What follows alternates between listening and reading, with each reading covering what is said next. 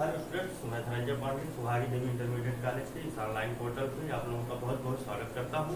आज हम लोग पढ़ेंगे कक्षा 11 का बायोलॉजी विषय। कक्षा 11 के बायोलॉजी विषय में पढ़ रहे हैं हम लोग बायोमॉलिक्यूल्स। बायोमॉलिक्यूल्स का पार्ट 3, 2 पार्ट हम लोग देख चुके हैं, ये तीसरा वाला पार्ट है। बायोमॉलिक्यूल्स हिंदी में कहते हैं जैव अणु, हिंदी में कहते हैं इसे जैव अणु कहते हैं। तो जैव अणु क्या है, इसके विषय में हम लोगों ने पहले वीडियो में चर्चा किया था, और जैव शरीर कैसे बना है इसके विषय में हम लोगों ने दूसरे वीडियो में चर्चा किया था। तो जैव शरीर कैसे बना है, तो एक ऑर्गेनिक कंपाउंड से बना होगा, इनऑर्गेनिक कंपाउंड से बना होगा। तो ऑर्गेनिक कंपाउंड से जो बना होगा उसका परीक्षण हम कैसे करेंगे, यह भी हम लोगों ने देख लिया है। इनऑर्गेनिक कंपाउंड से बना है तो उसका परीक्षण कैसे करेंगे, वो भी हम लोगों ने पिछले वीडियो में देखा है। और कुछ जो माइक्रोमॉलिक्यूल्स और माइक्रोमॉलिक्यूल्स जो हमारे शरीर में पाए जाते हैं उनके विषय में भी हम लोगों ने पिछले वीडियो में देख लिया है। ठीक है, तो आज हम लोग देखेंगे किसके विषय में, आज हम लोग देखेंगे कि जो हम लोगों ने ऑर्गेनिक कंपाउंड्स और इनऑर्गेनिक कंपाउंड्स के विषय में देखा था कि एनालिसिस करने पर हमको ऑर्गेनिक कंपाउंड, इतने ऑर्गेनिक कंपाउंड हमको मिले। तो जो ऑर्गेनिक कंपाउंड या इनऑर्गेनिक कंपाउंड मिले तो हमने सिर्फ वहां पर यह एनालिसिस कर पाया था कि फला या इसमें ऑर्गेनिक कंपाउंड है और इसमें इनऑर्गेनिक कंपाउंड है, लेकिन कौन कौन सा है तो हमने बताया था कौन कौन सा ऑर्गेनिक कंपाउंड, कौन कौन सा इनऑर्गेनिक कंपाउंड किसी भी कोशिका में मौजूद है, उसके परीक्षण के लिए हायर क्लास में तरीके बताए गए हैं। ठीक, तो निकालने के बाद जो हमारे जैव शरीर जो बना है, पूरा संगठन जो बना है, इसको बनाने में जो सबसे मुख्य है और सबसे मुख्य जो आपके बायोमॉलिक्यूल्स हैं, जो अणु हैं जिनको निकाला गया है, तो उनमें से हम लोग शुरुआत करेंगे सबसे पहले प्रोटीन से। हैं कौन कौन से अणु, इसको जान लीजिए। आपका प्रोटीन है, सबसे पहले आपका प्रोटीन है, फिर उसके बाद आपका कार्बोहाइड्रेट्स है, फिर कार्बोहाइड्रेट्स है, प्रोटीन है, कार्बोहाइड्रेट्स है, फैट है, लिपिड है, एंजाइम है, आपका एंजाइम है, हार्मोन है, एंजाइम है, हार्मोन है। ठीक, बहुत सारे बायोमॉलिक्यूल्स है, विटामिन्स हैं, आपके इसमें विटामिन्स हैं। तो इस प्रकार से देख रहे हैं, ये सब क्या है, बायोमॉलिक्यूल्स है। Protein, carbohydrate, fat, lipid, enzyme, hormone, vitamin, ये सब क्या है, आपके बायोमॉलिक्यूल्स है। क्रमवार इन सबके विषय में हम लोगों को पढ़ना है, क्रमवार सबके विषय में पढ़ना है, सबके विषय में हम लोग देखेंगे एक एक करके। तो सबसे पहले हम लोग शुरू करते हैं प्रोटीन से। प्रोटीन से हम लोग क्यों शुरू करते हैं, क्योंकि प्रोटीन जो है शुरुआत में छोटी कक्षाओं में ही आप लोगों ने पढ़ा होगा इसके विषय में कि प्रोटीन क्या होता है, बॉडी बिल्डिंग फूड मटेरियल है। ये प्रोटीन क्या है, आपका बॉडी बिल्डिंग फूड मटेरियल है। बॉडी बिल्डिंग का काम कौन करता है, प्रोटीन करता है। बॉडी बिल्डिंग का मतलब क्या होता है, बॉडी मतलब शरीर, बिल्डिंग मतलब बनाना, शरीर के ढांचे को बनाने का काम जो है वह प्रोटीन का है। तो सबसे पहले तो किसी भी चीज का शरीर ढांचा बन जाएगा, पूरी बॉडी बन जाएगी, तो फिर बाद में ना ऊर्जा की आवश्यकता होगी उनको। पहले तो ढांचा कैसे बन रहा, किससे बन रहा है, ये हम लोग देख लिया जाए। तो किसी भी चीज जैव शरीर का जो निर्माण होता है वह निर्माण किससे होता है, प्रोटीन से ही होता है। किससे होता है, प्रोटीन से होता है। और यह एक ग्रीक भाषा का शब्द जो है प्रोटियोज, क्या है, प्रोटियोज, इसी से लिया गया है। ग्रीक भाषा का शब्द है प्रोटियोज से लिया गया है प्रोटीन। और प्रोटियोज का मतलब होता है समथिंग वेरी इम्पोर्टेंट, ठीक है, समथिंग वेरी इम्पोर्टेंट। ठीक, कई तरह के लोग प्रोटियोज का, तो ग्रीक भाषा में प्रोटियोज का मतलब होता है समथिंग वेरी इम्पोर्टेंट। कुछ लोग और भी बताते हैं कि प्रोटीन जो है कि इसको प्रोटीन का मतलब प्रोटीन में और भी भाषा के शब्द से लेकर के बताते हैं कि प्री एग्जिस्टिंग बायोमॉलिक्यूल्स है, यानी सबसे पहले पाया जाने वाला बायोमॉलिक्यूल्स है ये प्रोटीन। सबसे पहले यह मिला था, आपका प्रोटीन मिला था।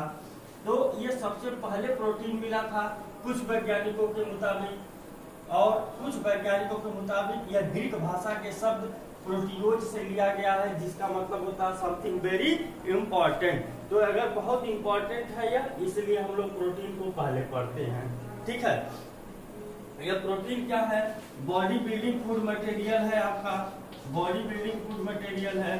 बॉडी बिल्डिंग का मतलब क्या होता है? बॉडी बिल्डिंग फूड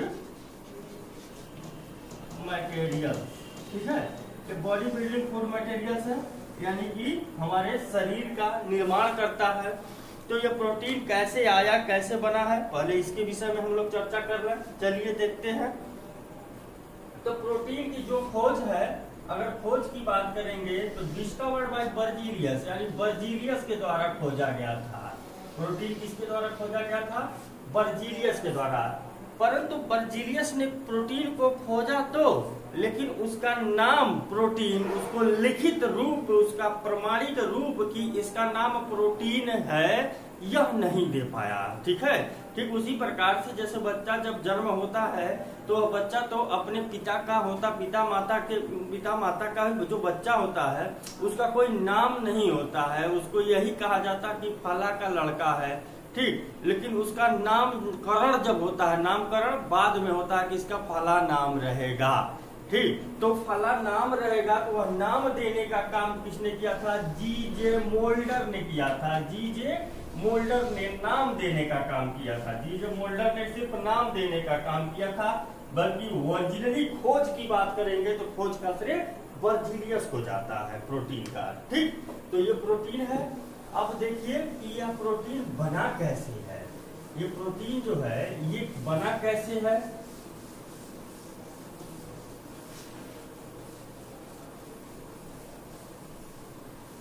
कैसे ये बना है प्रोटीन, इसके विषय में देखेंगे। तो प्रोटीन जो है आपका, यह सबसे पहली चीज तो इसके विषय में ये जान लीजिए कि हमने कहा है पहला ही लाइन कि बॉडी बिल्डिंग फूड मटेरियल है, यानी कि शरीर को बनाने में यह भाग लेता है। ठीक है, तो यह जो है एक कोशिका का, जो कोई भी एक सेल है उस कोशिका का 12% अकेले सिर्फ और सिर्फ क्या होता है? प्रोटीन होता है। 12% सिर्फ प्रोटीन होता है। किसी भी सेल में, किसी भी कोशिका का, किसी भी कोशिका का, सिर्फ एक सेल की बात कर रहे हैं, किसी भी कोशिका का 12% क्या होता है? प्रोटीन होता है। 12% भाग प्रोटीन होता है। 12% भाग प्रोटीन होता है। 12% भाग प्रोटीन होता है। ठीक, सेल का मतलब कि एक सेल है आपका, सेल है, सेल मेम्ब्रेन है। सेल के विषय में पढ़े हैं आप लोग। सेल है, सेल मेम्ब्रेन है। सेल के अंदर क्या है? न्यूक्लियस है, और ये न्यूक्लियस के चारों तरफ क्या है आपका? साइटोप्लाज्म है। इस साइटोप्लाज्म में विभिन्न प्रकार के कोशिकांगक हैं, बहुत विभिन्न प्रकार के कोशिकांगक हैं। तो ये सारी चीजें तो इसमें स्थित है ना, लेकिन इस एक कोशिका का जो 12% हिस्सा है, वह 12% हिस्सा सिर्फ और सिर्फ क्या है आपका? प्रोटीन है। ठीक है, अब यह प्रोटीन जो है यह केमिकली किससे किससे मिलकर के बना है, इसको देख लीजिए। जो प्रोटीन है, protein carbon, hydrogen, oxygen, nitrogen. Protein carbon, hydrogen, oxygen, nitrogen. प्रतीक तो मालूम नहीं होंगे आप लोगों को। कार्बन, हाइड्रोजन, ऑक्सीजन और नाइट्रोजन से मिलकर बने होते हैं, से मिलकर बने होते हैं। ठीक, परंतु ऐसा नहीं है कि कार्बन, हाइड्रोजन, ऑक्सीजन और नाइट्रोजन ही सिर्फ होता है किसी प्रोटीन में। प्रोटीन में इनके अलावा, इनके अतिरिक्त परंतु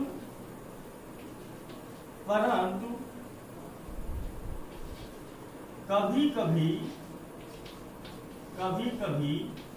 कभी ना लिखिए, किसी किसी protein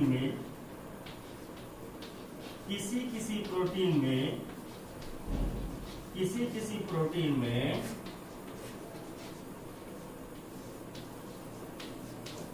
sulphur, phosphorus, iron, iodine आदि भी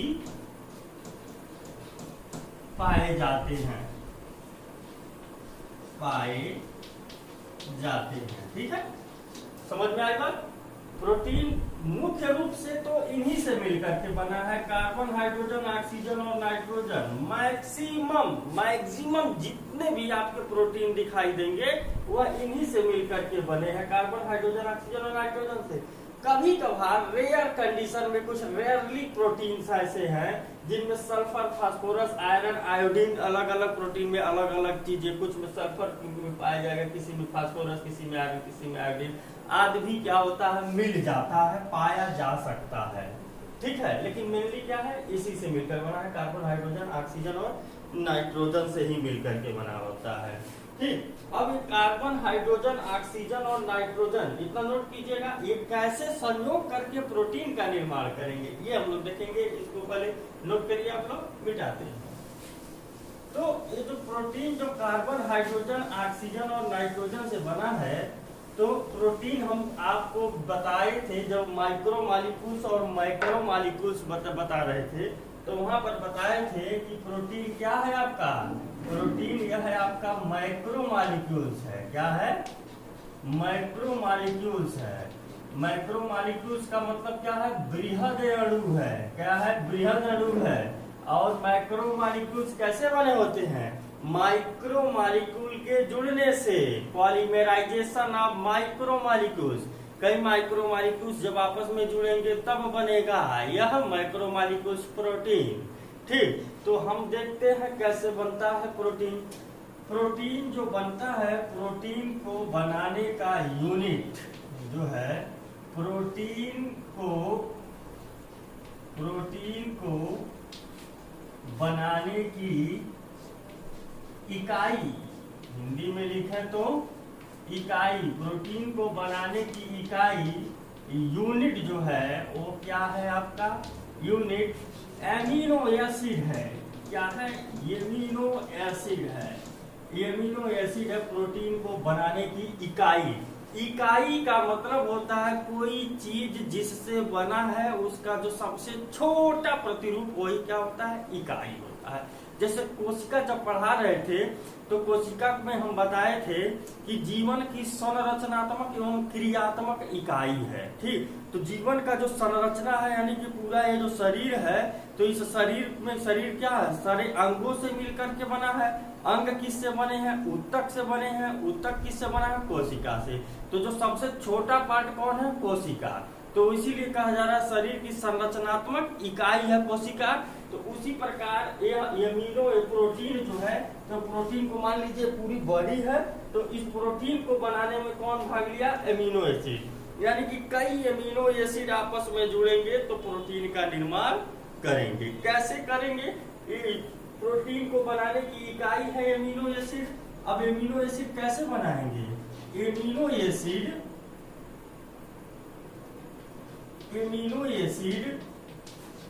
आपस में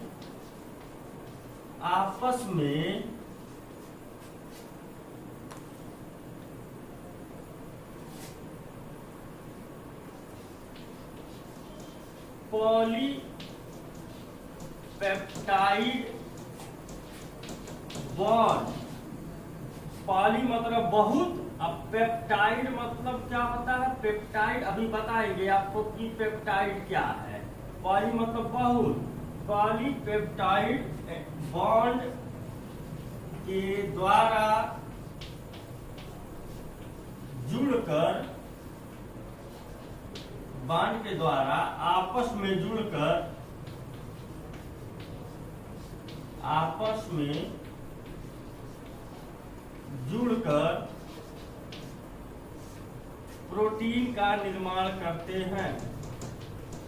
प्रोटीन का निर्माण करते हैं। बात समझ में आया? अब आपको समझ ये दिक्कत होगी कि पॉलीपेप्टाइड बांड क्या है, पॉलीपेप्टाइड बांड के द्वारा कैसे ये सब जुड़ेंगे, ठीक है, एमिनो एसिड। तो देखते हैं हम लोग, इसको भी देखते, इतना नोट कीजिएगा, प्रोटीन बनाने की इकाई क्या है, एमिनो एसिड है, और एमिनो एसिड आपस में पॉलीपेप्टाइड बॉन्ड के द्वारा जुड़ करके प्रोटीन का निर्माण करते हैं। कैसे करते हैं देखते हैं, चलिए आइए।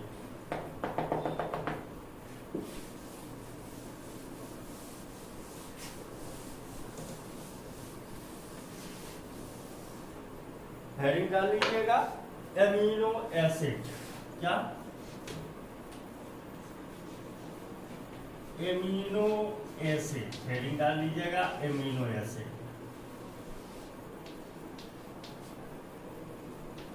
ये एमिनो एसिड क्या है? एमिनो एसिड जो है, एक एमिनो एसिड कार्बन के द्वारा एक कार्बोक्सिलिक ग्रुप COOH, एक कार्बोक्सिलिक ग्रुप, और एक एमिनो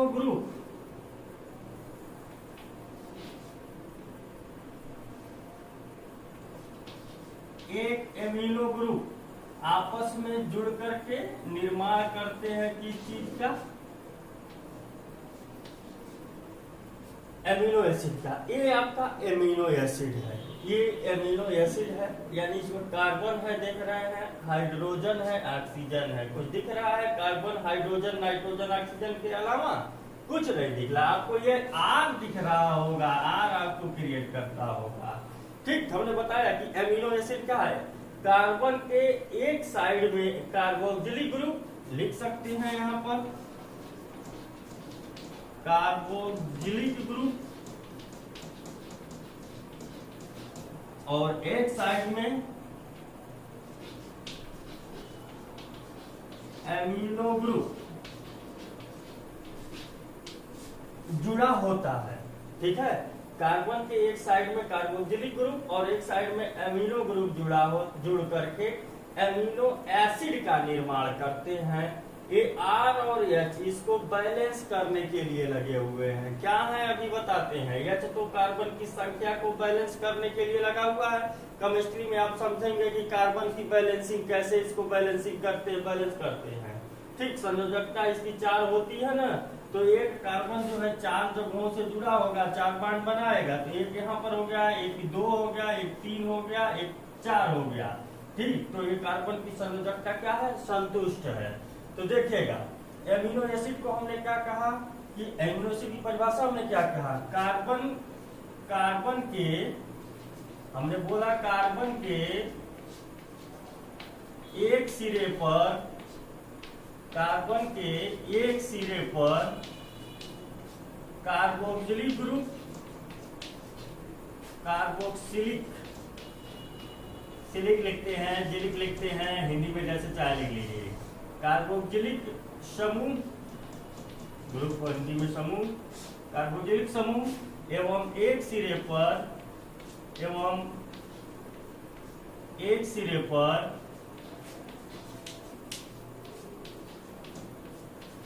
एमिनो ग्रुप, एमिनो समूह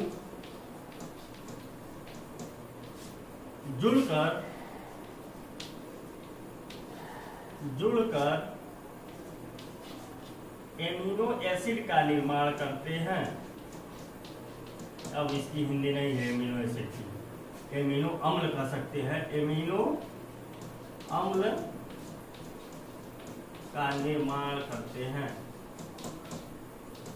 का निर्माण करते हैं। देखिएगा कैसे करते हैं भाई, एमिनो एसिड के एक सिरे पर एसिडिक, देखिए तो ये क्या है, एमिनो ग्रुप है, ये एमिनो ग्रुप है NH2, तो NH2 जो जुड़ा हुआ है एमिनो ग्रुप, और यहाँ पर COOH है कार्बोक्सिलिक ग्रुप है, तो दोनों सिरे पर जुड़ करके एमिनो एसिड का निर्माण करते हैं। तो ये कार्बन से एमिनो जुड़ने के कारण एमिनो हो गया, और कार्बोक्सिलिक ग्रुप एसिड है, यह एसिड प्रकृति का है इसलिए एसिड, तो एमिनो एसिड क्या कहते हैं, एमिनो एसिड, इसीलिए इसको बोलते हैं। ठीक, अब तो परिभाषा नोट कर लिए होंगे आप लोग, कार्बन के एक सिरे पर कार्बोक्सिलिक समूह एवं दूसरे सिरे पर, यहाँ लिख लीजिएगा एवं दूसरे सिरे पर एमिनो समूह जोड़ करके एमिनो अम्ल का निर्माण करते हैं। ठीक है, तो अब आपको R और H जो है कंफ्यूज कर रहे होंगे कि R और H क्या है।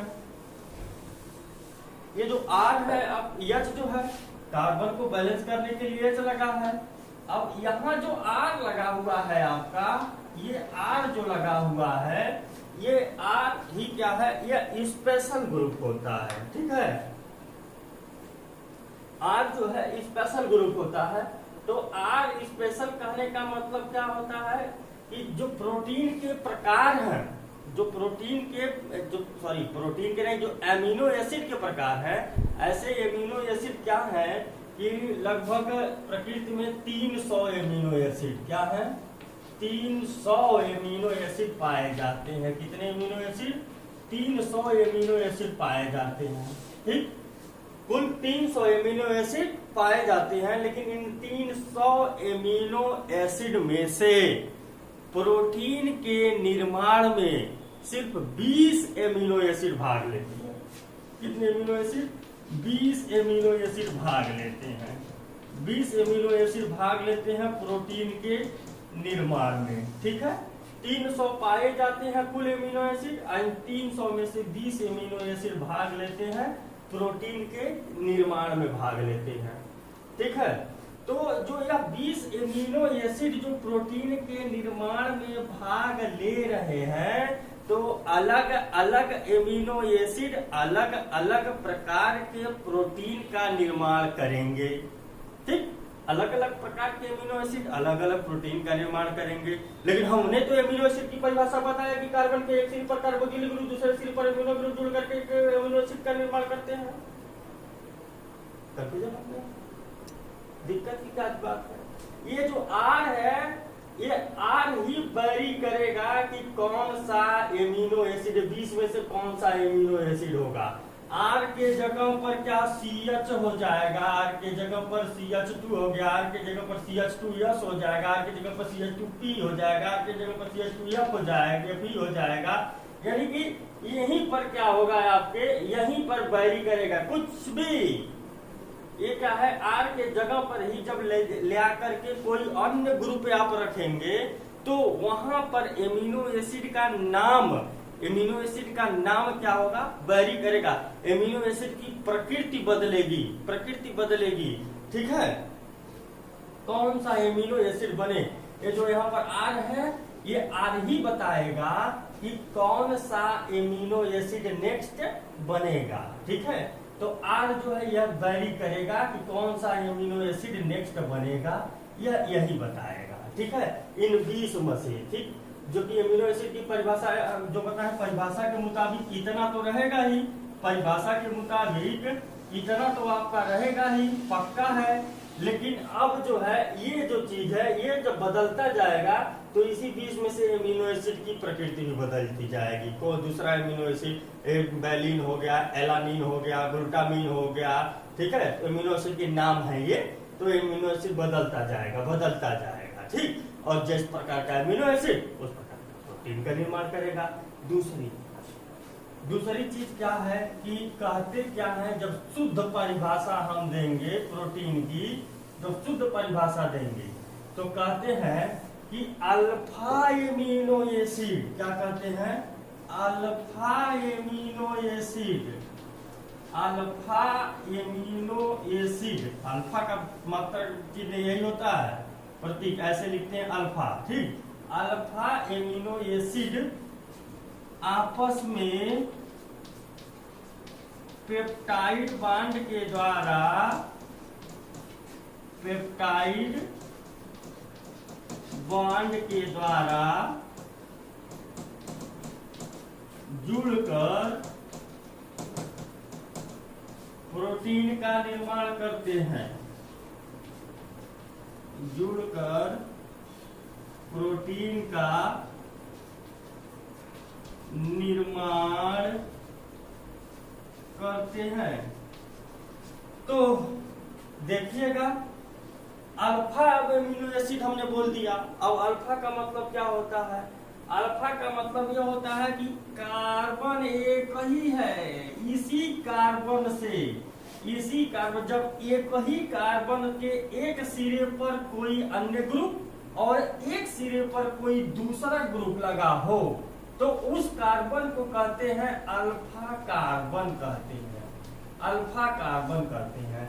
जब एक ही कार्बन के एक सिरे पर दूसरा ग्रुप, एक सिरे पर दूसरा ग्रुप, दो ग्रुप दोनों सटे हो तो उस कार्बन को क्या कहते हैं? अल्फा कार्बन कहते हैं। अब यहीं पर क्या होता कि NH2 के जगह पर ऐसे रहता है आपका कार्बन कार्बन और यहाँ COOH रहता और यहाँ NH2 रहता, ठीक। तो ये क्या हो जाता? अल्फा कार्बन नहीं कहलाता, तब यहाँ पर अल्फा कार्बन नहीं कहते, तब ये क्या होता? अल्फा कार्बन नहीं होता।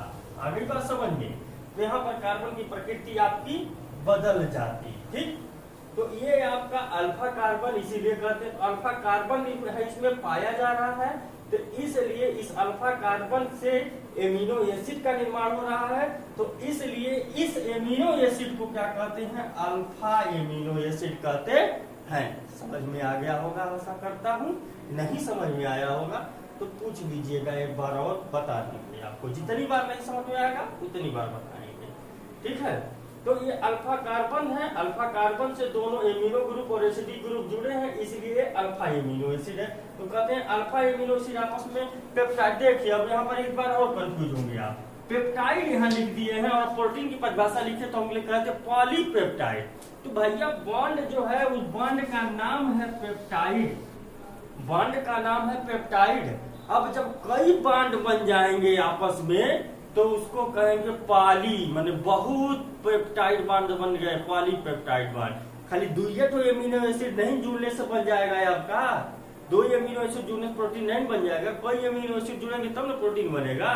तो दो एमिनो एसिड जो आपस में जुड़ेंगे तो दोनों के बीच में जो बॉन्ड होगा वो पेप्टाइड बॉन्ड है, और जब कई वो पेप्टाइड बॉन्ड बन गया तो उसको कहते हैं पॉलीपेप्टाइड बॉन्ड। इसलिए जब सही परिभाषा देते हैं तो क्या लिखते हैं कि पॉलीपेप्टाइड बॉन्ड के द्वारा जुड़ करके प्रोटीन का निर्माण करते हैं, ठीक है। चलिए एक कंफर्म हुआ, मिटाते हैं। इतना कंफर्म हो गया था। एमिनो एसिड प्रकृति में 300 एमिनो एसिड पाए जाते हैं, लेकिन 300 में से 20 एमिनो एसिड सिर्फ भाग लेते हैं प्रोटीन के निर्माण में, और वो 20 एमिनो एसिड में से जो 20 एमिनो एसिड कैसे बनेंगे वो वेरी करेगा आर की प्रकृति पर। आर क्या होगा, वहीं से आर बदलता जाएगा तो एमिनो एसिड का नाम भी बदलता जाएगा। बाकी के एमिनो एसिड किसे कहते हैं बता दिया, कार्बन के एक सिरे पर कार्बोक्सिलिक ग्रुप, दूसरे सिरे पर एमिनो ग्रुप आपस में जुड़ करके एमिनो एसिड का निर्माण करते हैं, ठीक है। देखिए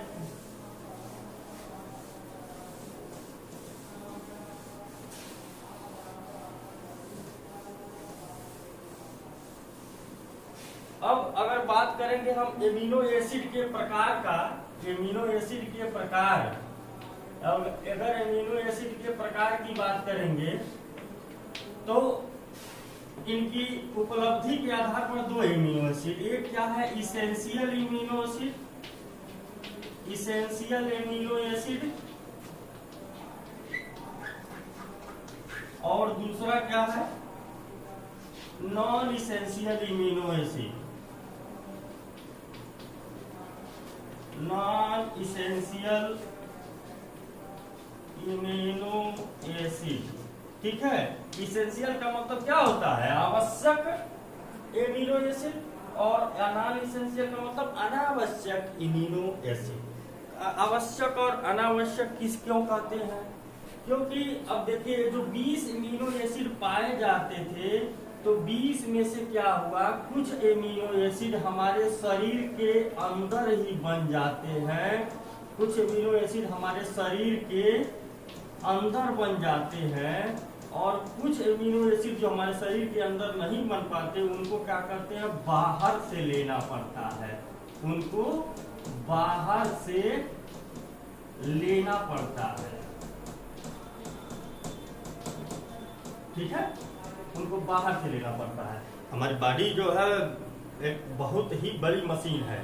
ठीक है, तो करती क्या है कि जो 20 एमिनो एसिड बताए थे ना कि जो 300 एमिनो एसिड पाए जा रहे हैं, 300 में से 20 ही प्रोटीन के निर्माण में भाग ले रहे हैं।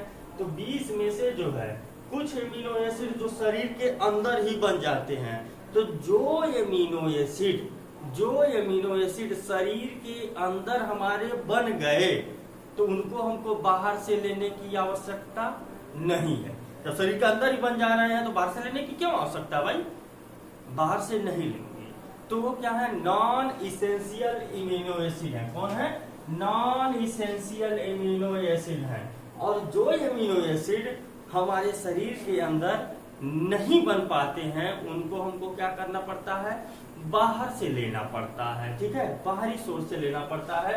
उनको क्या कहते हैं, इसेंशियल इम्यूनो एसिड। बाहर से कैसे लेते हैं, अंडा खा करके, मांस खा करके, मछली खा करके, दूध से, दाल से, सोयाबीन से, इन सारी चीजों को खा करके हम बाहर से उस प्रोटीन को लेकर के अपने शरीर की प्रतिपूर्ति करते हैं। ठीक है, तो वो जो एमिनो एसिड है वो कौन सा एमिनो एसिड है, आपका इसेंशियल इम्यूनो एसिड है। बात समझ में आ गई, वो आपका इसेंशियल इम्यूनो एसिड है।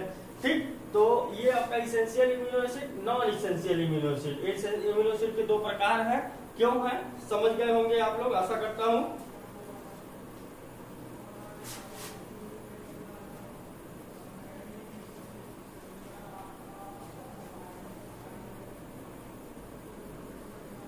ठीक, मिटाते हैं इसको। अब देखिएगा कौन से इसेंशियल इम्यूनो एसिड है, कौन कौन से नॉन इसेंशियल इम्यूनो एसिड है। ये नाम है आपको केमिस्ट्री के में जब बायोमॉलिक्यूल्स पढ़ाया जाएगा तो वहां पर केमिस्ट्री में सारी चीजें डिटेल में बताई जाएंगी। उन इसेंशियल इम्यूनो एसिड, उन नॉन इसेंशियल इम्यूनो एसिड के प्रकार भी आपको बताए जाएंगे। ठीक है, तो ये आपका इम्यूनो एसिड जो है एसेंशियल और नॉन इसेंशियल। अब जो है एक और चीज होता है कि स्ट्रक्चर अगर देखा जाए, स्ट्रक्चर इम्यूनो एसिड का स्ट्रक्चर कैसा होता है ये अगर देखा जाए तो मिटा देते हैं इसको।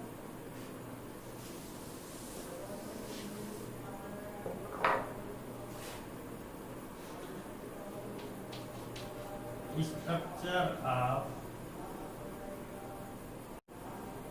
Protein, structure of protein. जब प्रोटीन के स्ट्रक्चर की अगर बात करेंगे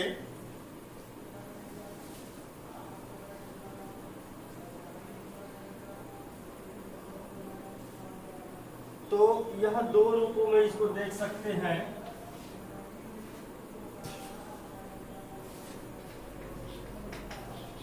प्राइमरी स्ट्रक्चर और क्या है, सेकेंडरी स्ट्रक्चर। सेकेंडरी स्ट्रक्चर, ये दो स्ट्रक्चर हैं आपके, दो स्ट्रक्चर आप देख सकते हैं प्रोटीन का। ठीक है, तो प्रोटीन कैसे बना है, एमिनो एसिड से ही बना है। तो जब एमिनो एसिड सब आपस में पेप्टाइड बांड के द्वारा, प्राइमरी स्ट्रक्चर किसे कहेंगे, तो प्राइमरी स्ट्रक्चर कहेंगे जब एमिनो एसिड आपस में पेप्टाइड बॉन्ड के द्वारा सीरियल वाइज आपस में जुड़े होंगे तो उस स्ट्रक्चर को क्या कहेंगे हम लोग, प्राइमरी स्ट्रक्चर ऑफ प्रोटीन। ठीक है, अब जब कई प्राइमरी स्ट्रक्चर, जो प्रोटीन का जो प्राइमरी स्ट्रक्चर बना है, जब कई प्राइमरी प्रोटीन आपस में जुड़ करके निर्माण करेंगे दूसरी संरचना का, जो एक कॉम्प्लेक्स संरचना का, तो उसको कहेंगे सेकेंडरी स्ट्रक्चर ऑफ प्रोटीन। ये secondary structure and primary structure जो भी है प्रोटीन का हम लोग अध्ययन करेंगे केमिस्ट्री की क्लास में। इसमें केमिस्ट्री की क्लास में अध्ययन करेंगे कक्षा 12 में। ठीक है, यहाँ आपको डिटेल में नहीं है, यहाँ आपको बायोमॉलिक्यूल्स के विषय में पढ़ना है खाली। यहाँ हमको केमिस्ट्री उसकी नहीं पढ़नी है कि उसका स्ट्रक्चर कैसा होगा, केमिकल स्ट्रक्चर कैसा होगा, पूरी केमिकल स्ट्रक्चर नहीं पढ़ना है। ठीक है, यहाँ आपको बस इतना जाना है, प्राइमरी स्ट्रक्चर अगर लीनियर क्रम में व्यवस्थित है पेप्टाइड बॉन्ड के द्वारा एमिनो एसिड तो प्राइमरी स्ट्रक्चर, और जब कई प्राइमरी स्ट्रक्चर आपस में उलझ जाएंगे तो उन्हें सेकेंडरी स्ट्रक्चर कहा जाता है। ठीक है, तो इसके विषय में हमको बहुत विस्तृत चर्चा नहीं करनी है, बस जानते रहिए आप, इसके लिए हमने बता दिया। अब आपके दिमाग में ये सवाल आता होगा कि ये एमिनो एसिड कैसे जुड़ेंगे, एमिनो एसिड जुड़ेंगे कैसे? तो एमिनो एसिड जो जुड़ते हैं वह बनाते क्या है, पेप्टाइड बनाते हैं। क्या बनाते हैं? पेप्टाइड बनाते हैं। ठीक है, तो सबसे पहले एमिनो एसिड आपस में जुड़ करके पेप्टाइड बनाएंगे और कई पेप्टाइड आपस में जुड़ करके प्रोटीन का निर्माण करेंगे। समझने की कोशिश कीजिए।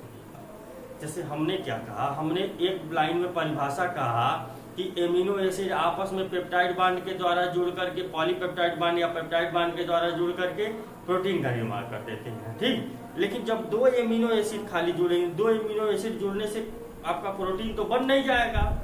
देखिए, समझिए, समझ में आ जाएगा। अभी आपको जब स्ट्रक्चर देख लेंगे तो खुद ब खुद समझ में आएगा।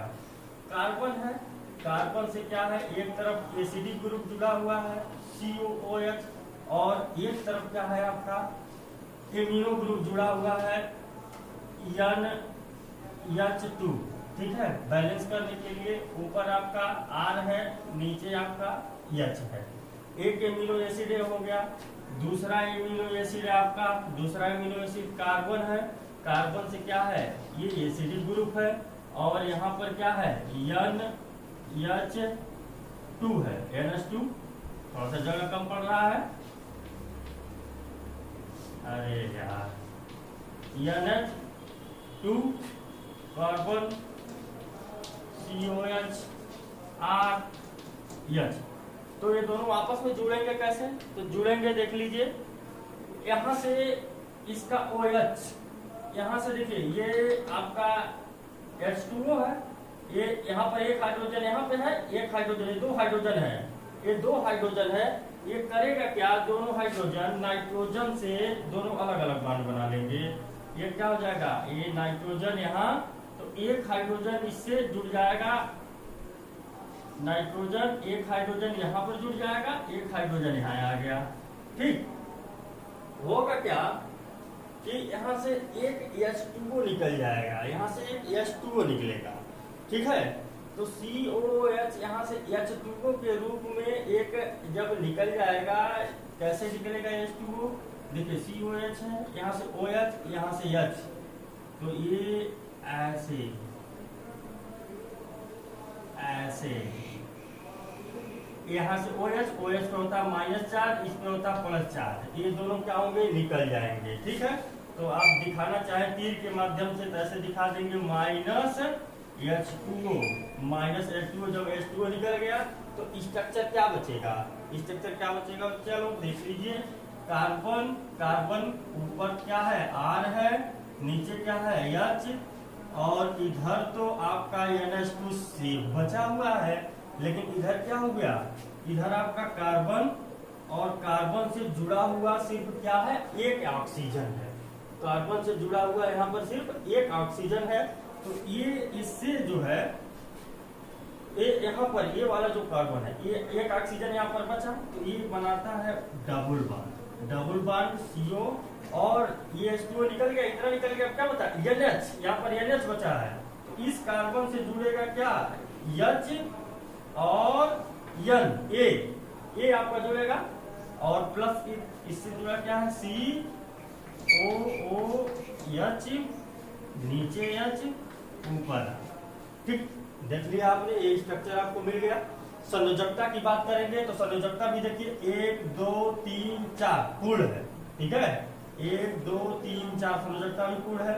तो ये जो आपका यहाँ पर ये जो बॉन्ड है, दूसरे कलर से दिखा रहे हैं, ये जो दोनों बॉन्ड बना, ये जो बॉन्ड बना है आपका, इसी बॉन्ड को ही हम क्या कहते हैं, पेप्टाइड बॉन्ड। क्या कहते हैं, पेप्टाइड बॉन्ड। इसको पेप्टाइड बॉन्ड भी कहते हैं और एमाइड बॉन्ड भी कहते हैं। क्या कहते हैं, एमाइड बॉन्ड। ठीक है, पेप्टाइड बॉन्ड भी बोलते हैं, एमाइड बॉन्ड भी बोलते हैं। तो ये पेप्टाइड बॉन्ड जो बना, तो देखिए पेप्टाइड बॉन्ड की अगर परिभाषा पूछेंगे, ये तो परिभाषा बता रहा है, ये पेप्टाइड बॉन्ड बना और ये जो पूरा स्ट्रक्चर आपका बना, ये आपका जो पूरा स्ट्रक्चर बना इतना, ये क्या है? पेप्टाइड है। ये क्या है?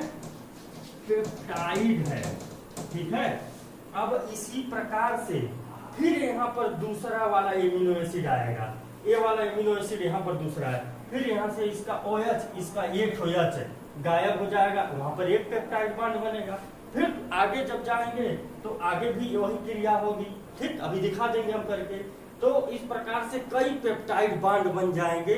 इसीलिए हमने बोला है कि कई एमिनो एसिड पॉली मतलब बहुत पॉलीपेप्टाइड बॉन्ड के द्वारा जुड़ करके प्रोटीन का निर्माण करते हैं। एक चीज समझ में आया। दूसरा चीज हमने कहा, अगर परिभाषा देना रहे तो कई पेप्टाइड, दूसरा परिभाषा प्रोटीन का ये भी हो सकता है, कई पेप्टाइड आपस में जुड़ करके प्रोटीन का निर्माण करते हैं। तो कैसे? दो एमिनो एसिड, एक इम्यूनो एसिड ए, एक इम्यूनो एसिड ए, दोनों एमिनो एसिड जुड़े, तो जुड़े किसके द्वारा? पेप्टाइड बॉन्ड के द्वारा। बनाए क्या?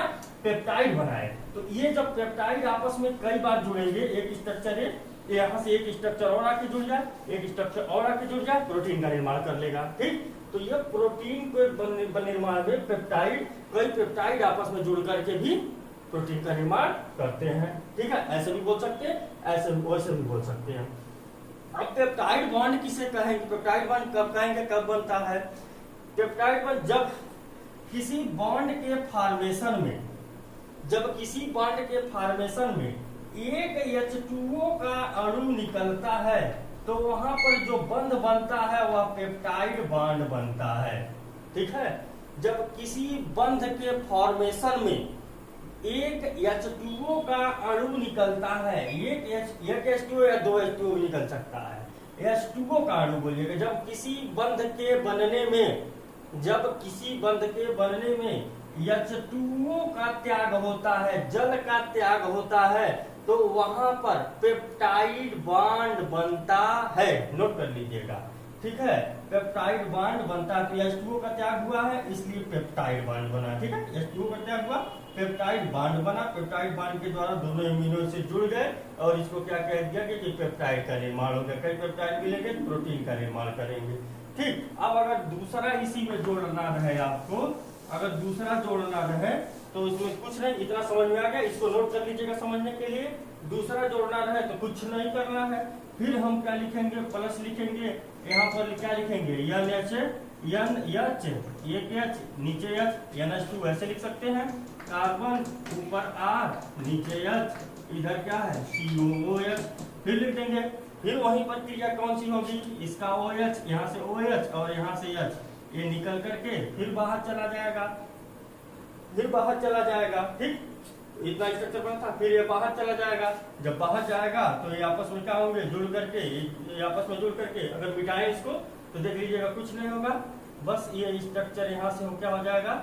ऐसे खत्म हो जाएगा और ये C पे डबल बॉन्ड O हो जाएगा और यहाँ पर क्या है? ये जो H है ऊपर चला जाएगा, NH, और इससे कार्बन से क्या होगा? H जुड़ जाएगा। ठीक है, तो ये एक पेप्टाइड बॉन्ड ये भी बन गया, ये भी बन गया एक पेप्टाइड बॉन्ड। देख लीजिए, एक पेप्टाइड बॉन्ड ये भी बन गया। तो एक पेप्टाइड बॉन्ड है, एक पेप्टाइड बॉन्ड दो, ऐसे पेप्टाइड बॉन्ड आगे बढ़ते जाएंगे, जिसको कहेंगे पॉलीपेप्टाइड। ठीक, तो ये हो गया है आपका कि प्रोटीन का निर्माण कैसे होता है एमिनो एसिड से, एमिनो एसिड का स्ट्रक्चर कैसे होता है, स्ट्रक्चर हम लोग देख लिए। अब एमिनो एसिड से प्रोटीन का स्ट्रक्चर कैसे होता है यह भी देख लिए हम लोग। ठीक है, अब देखेंगे इसमें एक और भी इम्पोर्टेंट टॉपिक है ज्वेटर आयन। ध्यान से इसको देखिएगा, बना लीजिए, फिर हम इसको बताते हैं ज्वेटर आयन किसे कहते हैं इसी में। ठीक है, तो इसको बना लीजिएगा, अच्छे से समझ लीजिएगा। ठीक, तो हम लोग नेक्स्ट जब वीडियो देखेंगे तो नेक्स्ट वीडियो में हम आपको बताएंगे ज्वेटर आयन के विषय में। ठीक है, ज्वेटर आयन ये एमिनो एसिड का ही भाग है, एमिनो एसिड की प्रकृति एक है। ज्वेटर आयन जो ज्वेटर आयन बनाता है एमिनो एसिड, उसके विषय में हम लोग चर्चा करेंगे, क्योंकि आपके सिलेबस में दे रखा है तो आपको बता देंगे। और उसके बाद हम लोग नेक्स्ट बायोमॉलिक्यूल्स के विषय में पूरी पढ़ेंगे। ठीक, देखिए तब तक वीडियो। कोई भी दिक्कत होता है व्हाट्सएप ग्रुप में पूछ लीजिएगा। Thanks for watching.